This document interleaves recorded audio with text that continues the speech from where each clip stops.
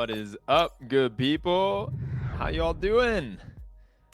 We are back for yet another Vector Space Talks. I'm super excited to be with you today because we're going to be talking about RAGs and RAG systems, and from the most basic naive RAG all the way to the most advanced RAG. We've got it covered with our guest of honor, Asad.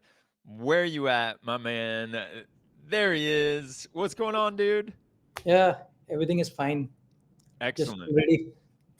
Excellent. Well, I know we were talking before we went live, and you are currently in India. It is very late for you, so I appreciate you coming on here and doing this with us.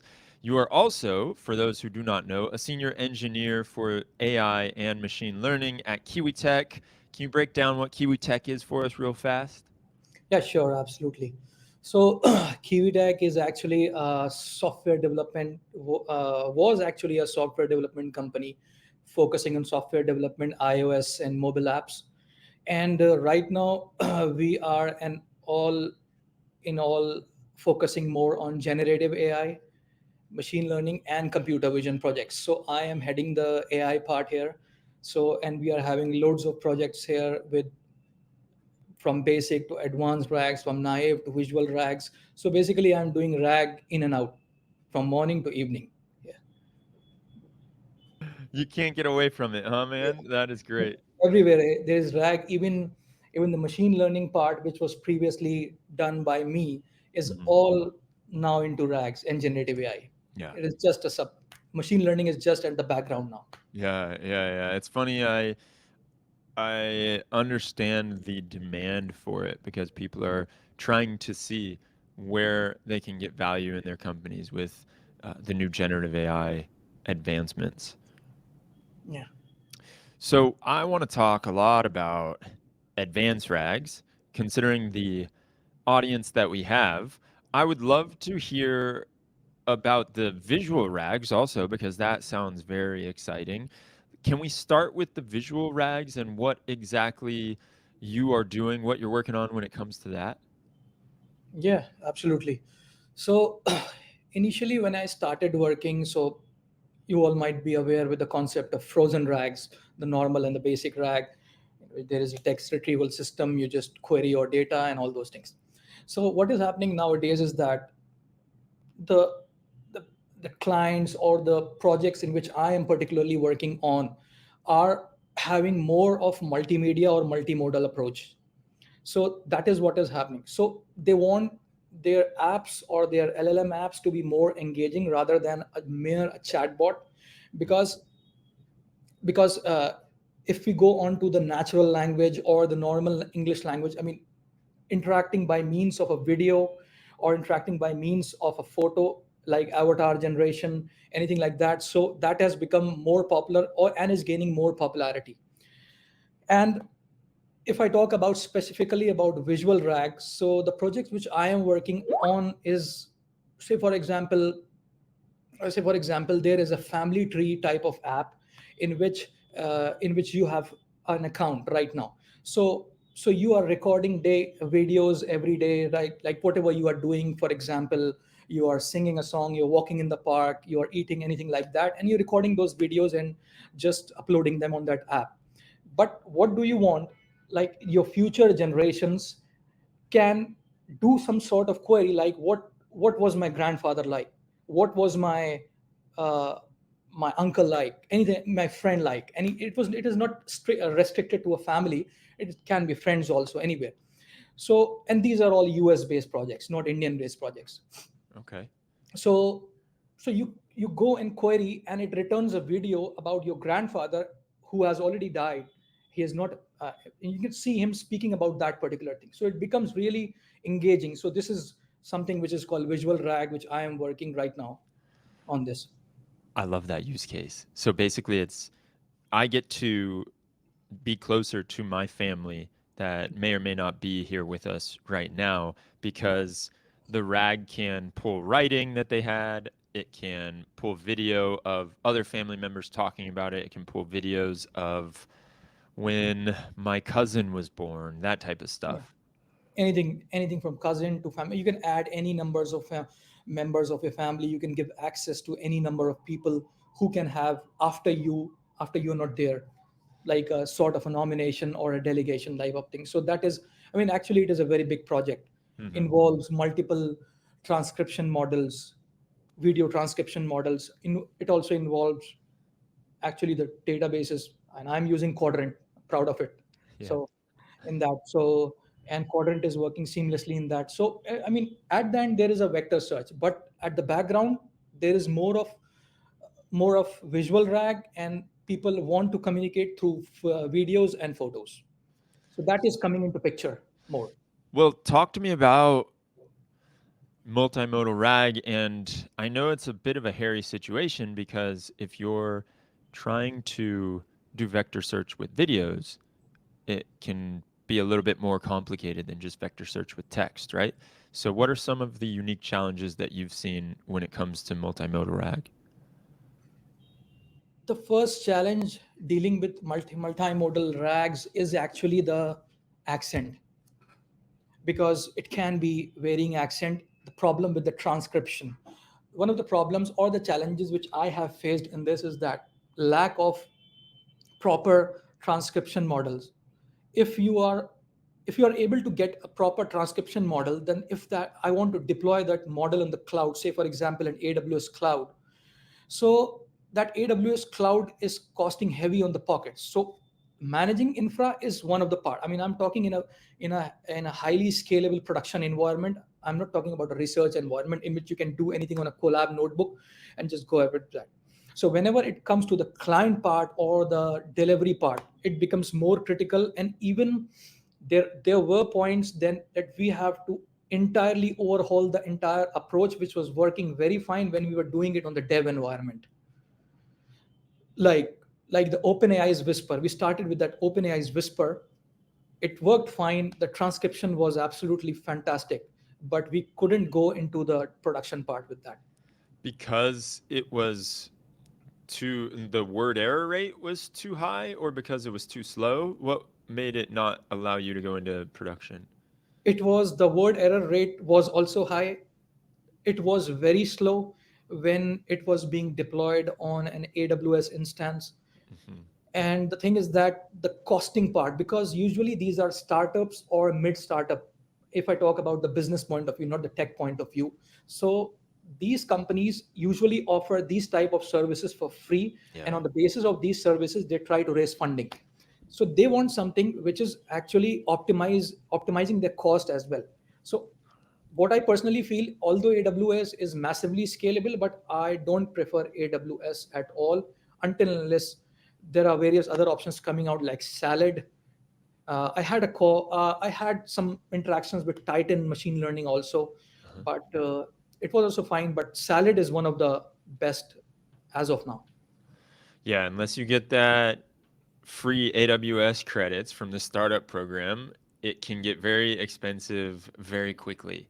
And even if you do have the free AWS credits, it still gets very expensive very quickly. So I understand what you're saying is basically it was unusable because of the cost and the inability to figure out. It was more of a product problem Yeah. on if you could figure out how to properly monetize it.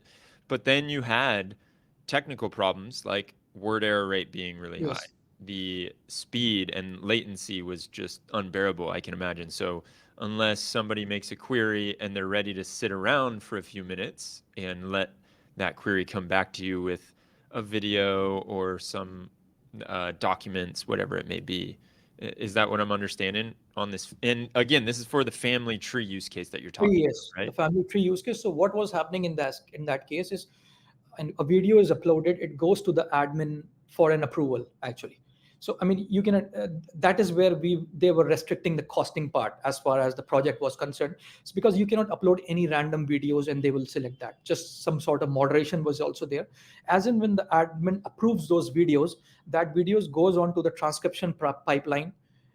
They are transcribed via an say a video to text model like the OpenAI's Whisper. So what was happening initially, all the research was done with OpenAI's, but at the end when deployment came, we have to go with DeepGram and Mhm. Assembly AI. Yeah.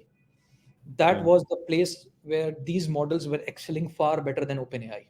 And I'm a Interesting. big advocate of open source models, so also I try to leverage those, but it was not pretty working in production environment. Fascinating. So you had that's one of your use cases, right? And that's Yeah. very much the multimodal RAG use case. Are all of your use cases multimodal, or do you have other ones too? No, all are not multimodal. There are few multimodal. There are few text-based or naive RAG also. So what? Like for example, there is one use case coming, which is sort of a job search which is happening, a job search for a radiology section. I mean, not, a very specialized type of client it is, and they're doing some sort of job search, matching the modalities and procedures, and it is sort of a temporary job, like you have two shifts ready, uh, two shifts begin, just some. So that is very critical when somebody is putting their procedures or what in, like for example, they are specializing in x-rays, in in some sort of medical procedures, and that is matching with the employer's requirement. So that is where the accuracy matters the most. Accurate, and in this case Quadrant has proved just commendable in giving excellent search results. The other way around is that in this case is there were some challenges related to the quality of results also, because so progressing from frozen rag to advanced rag, like adopting methods like re-ranking, semantic chunking. I have started using semantic chunking, so it has proved very beneficial as far as the quality of results is concerned. Well, talk to me more about. I'm trying to understand this use case and why a RAG is useful for the job matching. You have doctors who have specialties and they understand, all right, they're maybe it's an orthopedic surgeon who is very good at a certain type of surgery. And then you have different jobs that come online. They need to be matched with those different jobs. And so where does the RAG come into play? Because it seems like it could be solved with machine learning as opposed to AI. Yeah, it could have been solved through machine learning, but the type of modalities that, or the type of, say, the type of jobs which they were posting are too much specialized, so it needed some sort of contextual matching also. So there Oh, I see. there comes the use case for the RAG in this place. The contextual matching was required initially. An approach for machine learning was on the table, but it was done with. It Yeah, was not working. I get it. I get it. So now talk to me. This is really important that you said accuracy needs to be very high in this use case. How did you make sure that the accuracy was high besides I think you said chunking, looking at the chunks, looking at how you were doing that? What were some other methods you took to make sure that the accuracy was high? The uh, i mean as far as the accuracy is concerned, so what I did was that my focus was on the embedding model actually, when I started with what type of choice of embedding model. So initially my team started with open source model available readily on Hugging Face, looking at some sort of leaderboard metrics, some sort of models specializing in medical say data, all those things. But even I was curious that the embedding models which were specializing in medical data, they were also not returning good results, Huh. and they were mismatching. When there was a tabular format, I created a visualization in which the cosine similarity of various models were compared. So all were lagging behind until I went ahead with Cohere re-rankers. They were the best in that case, although they are not trained onto that, and just an API call was required rather than loading that whole model onto the local. Interesting. Oh, all right. And so then were you doing certain time so you had the cohere re-ranker that gave you a big up. Were you doing any kind of monitoring of the output also, or evaluation of the output, and if so, how?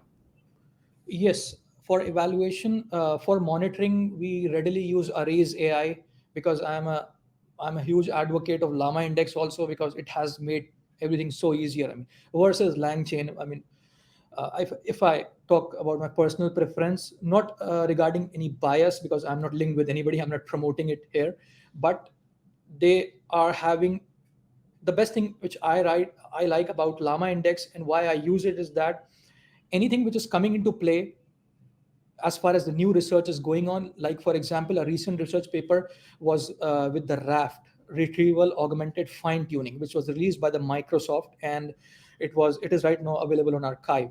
So barely few days after, they just implemented it in the library, and you can readily start using it rather than creating your own structure. Yeah. So it was, I mean, so one of my part is that I go through the research papers first, then coming on to a result. So a research based approach, it is required in actually selecting the models, because because every day there is new advancement going on in rags, and you cannot figure out what would be fine for you, and you cannot do hit and trial the whole day. Yes. That is a great point. So then if we break down your tech stack, what does it look like? You're using Llama Index, you're using Arise for the monitoring, you're using Quadrant for your vector database, you have the Cohere re-ranker, you are using GPT 3.5. No, it's GPT-4, not 3.5. Okay. You needed to go with GPT-4 because everything else wasn't good enough. Yes, because one of the context length was one of the most thing, but regarding our production, we have been readily using since the last 1.5 months. I have been readily using Mixtral. I Mm. have been I have been using, because there's one more challenge coming onto the rack, because there's one more. I'll give you an example of one more use case. Uh, it is the I'll name the project also because I'm allowed by my company. It is a big project by the name of Quasar Markets. It is a US based company, and they are actually creating a financial market type of chatbot. QUASAR, Quasar. You can search it also, and they give you access to various public databases also, and some paid databases also. They have a membership plan. So we are entirely handling the front end, back end. I'm not handling the front end and the back end, I'm handling the AI part in that. So one of the challenges is the inference timing, the timing in which the users are getting queries when it is hitting the database. Say for example, there is a database, a publicly available database called Fred of US government. So when user can select in that app and go and select the Fred database and want to ask some questions regarding that. So that is, in this place there is no vectors, there are no vector databases. It is going without that. So Uh-huh. we are following some keyword approach. We are extracting keywords, classifying the queries in simple or complex, then hitting it again to the database, sending it on the live API, getting results. So there are multiple hits going on. So what happened? This all multiple hits which were going on, they reduced the timing, and I mean the user experience was being badly affected as the time for the retrieval has gone up. And if you're going any query and inputting any query, it is giving you results in say 1 minute. You wouldn't be waiting for 1 minute for a result. Not at all. So this is one of the challenge for a GPU based approach, and in the background everything was working on GPT 4, even Uh, not 3.5. The I mean the costliest. yeah. So here I started with uh, the LPU approach, the Grok. I mean it's magical. Yeah. I can say I have been implementing Grok since the last many days, and it has been magical. The chatbots are running blazingly fast, but there are some shortcomings also. You cannot control the temperature. Uh, If you have lesser control on hallucination, that is one of the challenges which I'm facing. So that is why I'm not able to deploy Grok into production right now, because hallucination is one of the concern for the client, also for anybody who wants to have a RAG on their own data, say, or AI on their own data. They won't expect you the LLM to be creative. So that is one of the challenges. So what I found, that although many of the tools that are available in the market right now, day in and day out, there are more researches, but most of the things which are coming up in our feeds or more, I mean they are coming as a sort of a marketing gimmick. They're not working actually on the ground. tell me more about that. What other stuff have you tried that's not working? Because I feel that same way. I've seen it, and I also have seen what feels like some people basically they release models for marketing purposes as opposed to actual valuable models going out there.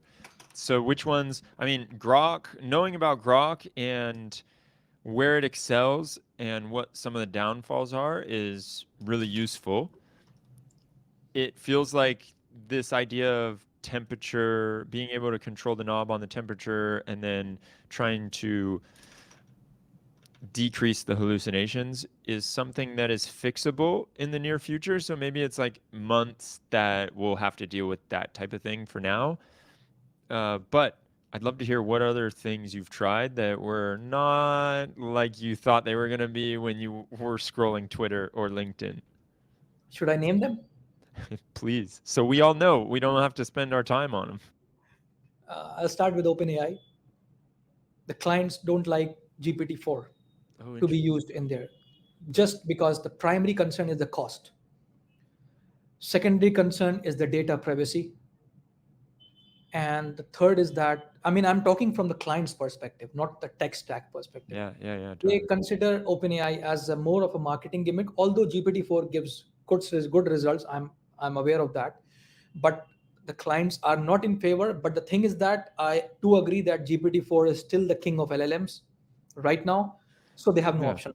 No option to get the better results. But Mixtral is performing very good as far as the hallucinations are concerned. Just keeping the parameter temperature is equal to 0 in a Python code does not make the hallucination go off. It is one of my key takeaways. I have been bogging my head. Just, I'll give you an example. A chatbot, uh, uh, uh, there is a there's one of the use case in which there's a big publishing company. I cannot name that company right now, Uh-huh. and they want the entire system of books since the last 20-25 years to be just converted into a rack pipeline, and the people get query. The the basic problem which I was having is handling a hello when a user types hello. Uh-huh. So when you type an hello, It it gives is you not, back a book. it gives you back a book. Even it is giving you back sometimes hello, I am this, and then again some information what you have written in the prompt. It is giving you everything there. I will answer according to this, I will answer according to this. So even if the temperature is 0 inside the code, even so, that included lots of prompt engine. So prompt engineering is what I feel is one of the most important trades which will be popular, which is becoming popular. And somebody is having specialization in prompt engineering, I mean, they can control the way how an LLM behaves, because it behaves weird way. Like in this use case, I was using Grok and Mixtral. So to control Mixtral in such a way, it was heck lot of a work, although we made it at the end, but it was heck lot of a work in with prompt engineering part. And this was Mistral large. Mixtral 7 bits, Oh, 8 by okay. 7 Yeah. bits. Yeah. I mean, yeah, that's the trade-off that you have to deal with. And it wasn't fine-tuned at all. No, it was not fine tuned because we were constructing a rack pipeline, not a fine tuned application. Because right now, even the customers are not interested in getting a fine tuned model Hmm. because it costs them, and they are more interested in a contextual, like a rack contextual pipeline. Yeah. Yeah, it makes sense. So basically, this is very useful to think about. I think we all understand and we've all seen that GPT-4 does best. Yeah. If we can, we want to get off of it as soon as possible and see how far we can go down the line or how far we can go on the difficulty spectrum. Because as soon as you start getting off GPT-4, then you have to look at those kind of issues with like, okay, now it seems to be hallucinating a lot more. How do I figure this out? How can I prompt it? How can I tune my prompts? How can I have a lot of prompt templates or a prompt suite to make sure that things work? And so, are you using any tools for keeping track of prompts? I know there's a ton out there. Uh, we initially started with the PEF, parameter efficient fine tuning for prompts, Uh-huh. but nothing is working 100%. Interesting. Nothing works 100%. It is, as far as the prompting is concerned, it goes on to a hit and trial at the end. Hmm. Huge wastage of time in doing prompt engineering. Even if you are following the exact prompt template given on the Hugging Face, given on the model card, anywhere, it will behave, it will act, but after some time. Yeah. Yeah. So But that's but Mixtral is performing very good, very very good. Mixtral 8 by 7 bits. It's very mhm, good. awesome. The summarization part is very strong. It gives you responses at par with GPT-4. Nice. Okay. And you don't have to deal with any of those data concerns that your customers have. Yeah, I'm coming on to that only. So the next part was the data concern. So they want either now or in future the localization of LLMs. I have been doing it with readily with Llama CPP and Olama right now. Olama is very good. I mean, I'm a huge fan of Olama right now, and it is performing very good as far as the localization and data privacy is concerned. Because at the end, what you are selling, it makes thing. I mean, at the end, it is sales. So so even if the client is having data of the customers, they want to make their customers assured that the data is safe. So that is with the Yeah. localization only. So they want to gradually go into that place. So I want to bring here few things to summarize what I said. Localization of LLMs is one of the concern right now, is a big market. Second is quantization of models. Oh, interesting. In quantization of models, whatever. So I perform scalar quantization and binary quantization, both using bits and bytes. Various other techniques also, but the bits and bytes was the best. Scalar quantization is performing better. Binary quantization, the maximum compression or maximum lossy function is there, so it is not, it is giving poor results. So scalar quantization is working very fine. It runs on CPU also, it gives you good results. Because whatever projects which we are having right now, or even in the markets also, they are not having huge corpus of data right now, but they will eventually scale. So they want something right now. So that quantization works. So quantization is one of the concerns. People want to dodge AWS. They don't Huh. want to go to AWS, but it is there. They don't have any other way. So that is why they want AWS. So that's why. And is that because of costs or is Yeah, it the because of cost. lock-in? Yeah. Cost. The Hmm. cost is the main part. Yeah, they understand that things can get out of hand real quick if you're using AWS and you start using different services. I think it's also worth noting that when you're using different services on AWS, it may be a very similar service, but if you're using SageMaker endpoints on AWS, it's like a lot more expensive than just an EKS endpoint. Minimum cost for a startup for just the GPU, bare minimum is minimum $450. Minimum. It's $450 even without, just on the testing phases or the development phases, even when it has not gone into production. So that gives a dent to the client also. Wow. Yeah. Yeah. So it's also, and this is even including trying to use like Trainium or Inferencia and all of that stuff. You know those services? I I know those services, but I've not readily tried those services. I'm right now in the process of trying Salad also for Uh-huh. inference, and they are very very cheap right now. Nice. Okay. Yeah, cool. So if you could wave your magic wand and have something be different when it comes to your work, your day in, day out, especially because you've been doing a lot of rags, a lot of different kinds of rags, a lot of different use cases with rags. Where do you think you would get the biggest uptick in your performance, your ability to just do what you need to do? How could rags be drastically changed? Is it something that you say, oh, the hallucinations, if we didn't have to deal with those, that would make my life so much easier. If I didn't have to deal with prompts, that would make my life infinitely easier. What are some things like where in 5 years do you want to see this field be? Yeah, you figured it right. The hallucination part is one of the concerns, or biggest concerns with the client when it comes to the RAG, because what we see on LinkedIn and what we see on places, it gives you a picture that it controls hallucination, and it gives you answer that I don't know anything about this, as mentioned in the context, but it does not really happen when you come to the production. It gives you information like you are developing a rag for a publishing company, and it is giving you where is how is New York like. It gives you information on that also. even if you have controlled anything and everything. So that is one of the things which needs to be toned down as far as the RAG is concerned. Pricing is the biggest concern right now, because there are very few players in the market as far as the inference is concerned, and they are just dominating the market with their own rates. So this is one of the pain points. And the I'll also want to highlight the popular vector databases. There are many: Pinecone, VV8, many things. So they are actually, the problem with many of the vector databases is that they work fine, they are scalable. This is common. But the problem is that they are not easy to use.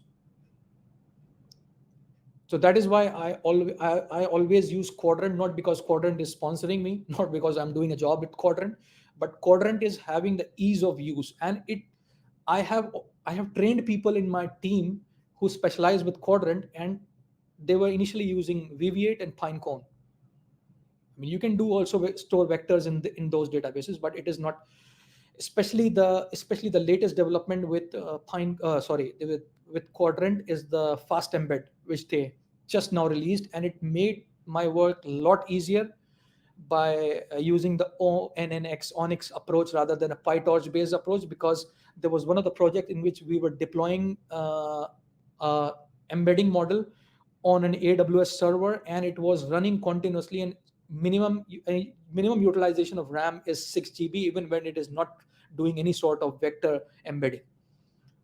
So fast embed has so Quadrant is playing a huge role. I should acknowledge them. And one more thing which I would not like to use is LangChain. I have been using it, so I don't want to use that LangChain, because it did not serve any purpose for me, especially in the production. It serves purpose in the research phase when you are releasing any notebook. Say you have done this and that's that. It does not works well in production, especially for me. Llama Index works fine, works well. You haven't played around with anything else, have you? Like Haystack Yeah, or Haystack. I have been playing out around, but Haystack is lacking functionalities. It is working well, I would say. It is working well, but it lacks some functionalities. They need to add more things as compared to Llama Index. and of course the hottest one on the block right now is DSPy, right? Have you messed Yeah, around with that at all? DSPy, actually DSPy, I I have messed with DSPy, but the thing is that DSPy is right now I have not experimented with that in the production thing, just in the research phase. Yeah. So, and regarding the evaluation part, de-eval, I heard you might have a de-eval. So I've been using that. It is because one of the challenges is the testing for the AI also. What responses a large language model is generating, the traditional testers or the manual testers software, they don't know actually. So there's one more vertical which is waiting to be developed, is the testing for AI. It has a huge potential. And de-eval, the LLM based approach on testing is working fine, and it is open source also. And that's D eval. I haven't heard of that De-eval. one. Okay. Let me just tell you the exact spelling. It is deep eval, DEEP, deep eval. I can. Yeah, okay. I know deep eval. All right, yeah, for sure. Okay, I for some reason was understanding D eval. Yeah, actually, I So, was pronouncing it wrong. yeah, Apologies. nice. So these are some of your favorite, non-favorite, Hmm. and that's very good to know. It is awesome to hear about all of this. Is there anything else that you want to say before we jump off? Anything that any wisdom you can impart on us for your RAG systems and how you have learned the hard way? So tell us so we don't have to learn that way. Just don't go with the marketing. Don't go with the marketing. Do your own research. Hugging Face is a good, I mean, just fantastic. The leaderboard, although everything does not works in the leaderboard also. Say for example, I don't know about today and tomorrow, today and yesterday, but there was a model from Salesforce, the embedding model from Salesforce. It is still topping charts, I think, in the on the MTEB leaderboard for the embedding models, but you cannot use it in the production. It is way too huge to implement it. So what's the use? Mixed breed AI, the mixed breed AI, they are very lightweight, and they are working fine. They're not even on the leaderboard. They were on the leaderboard, but they're right, they might not. When I saw, they were ranking on around 7 or 8 on the leaderboard, mtev leaderboard, but they were working fine. So even on the leaderboard thing, it does not works. And right now it feels a little bit like, especially when it comes to embedding models, you just kind of go to the leaderboard and you close your eyes and then you pick one of them. Have you figured out a way to better test these, or do you just find one and then try and use it everywhere? No, no, that is not the case. Actually, what I do is that I need to find the, first the embedding model, try to find the embedding model based on my use case. Like if it is an embedding model on a medical use case more, so I try to find that. But the second factor to filter that is the size of that embedding model. Because at the end, if I'm doing the entire poc or the entire research with that embedding model, what, and it has happened to me, that we did entire research with embedding models, large language models, at the end we have to remove everything just on the production part, Mm, and it just went in smoke, everything.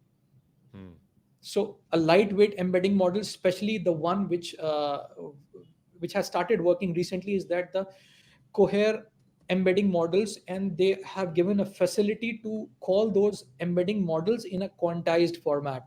So that is also working, and fast embed is one of the things which is by Quadrant. These two things are working in the production. I'm talking in the production. For research, you can do anything. brilliant, man. Well, this has been great. I really appreciate it, Assad.